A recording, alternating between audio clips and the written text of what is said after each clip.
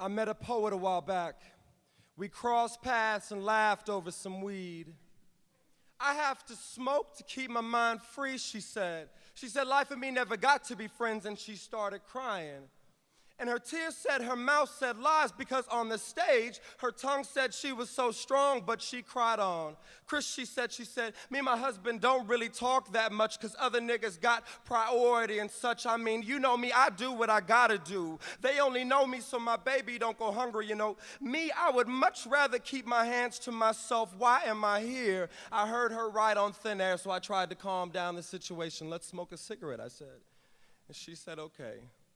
Understand two hard cheeses. If she was talking backwards, she was hard to understand. I said, take some time, girl, shit, it's free.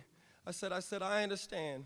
And she flicked the tip of that lighter and inhaled, and flicked the tip of that cigarette and inhaled, and she smoked and she cried and she choked back tears and her eyes finally swallowed, and she said, I feel like the laundry the family hung out to die, and yeah, they were nice to you, but you don't see like I do. My eyes are see through the times when mirrors reflected in black and blue. My father was rarely happy and I was always the excuse. Where the fuck was the God who made him make me sing songs like he's got the whole world in his hands, got the whole world in his hands, and then people look at me fucked up when I blame them.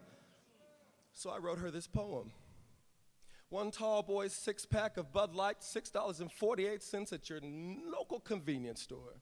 A copy of Gummo, a pound of hamburger meat, a box of Hamburger Helper Salisbury flavor, that was my favorite. And I've said it before and I'll say it again. NASA will take $1 billion and waste it, but I know some poets in this theater for $5 will roll you up a spaceship. I'm just saying, you might need some papers. That's $1.97 plus $5 for the weed. That's $7 total, but keep the change. This is my recipe. Not all those items are necessary, but combined still cost less than one session with a therapist. I'm no doctor, but I'm alive as a sunflower in a dark field, and for as long as I can remember, I've been human. Like, I don't usually tell anybody, but I generally quit my job every damn schedule.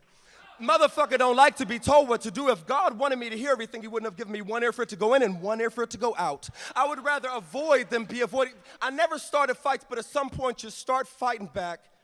Human, like I wonder shit like, how much consideration do you give each flower you pass in 24 hours, or do you even notice them?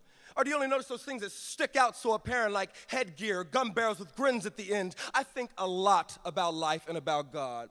And I think God sees us just like we see flowers. We're so different that we're the same. I just hope after all the bullshit we've been through, he still thinks we're beautiful. And the sunflowers, or rather the people, teach me not to run for sunlight. Wonder why things are always changing, not to concern over rain, but to just stay planted. A lot of people think the rain comes down on you, but I choose to think I grow through it and become closer to who I want to be. But I don't tell her that because that's a bunch of bullshit. The truth is, in life, rain's fucking necessary. So let me tell you the joke that my friend Patrick told me, even though you're going down, you can still be on top, and we always will be.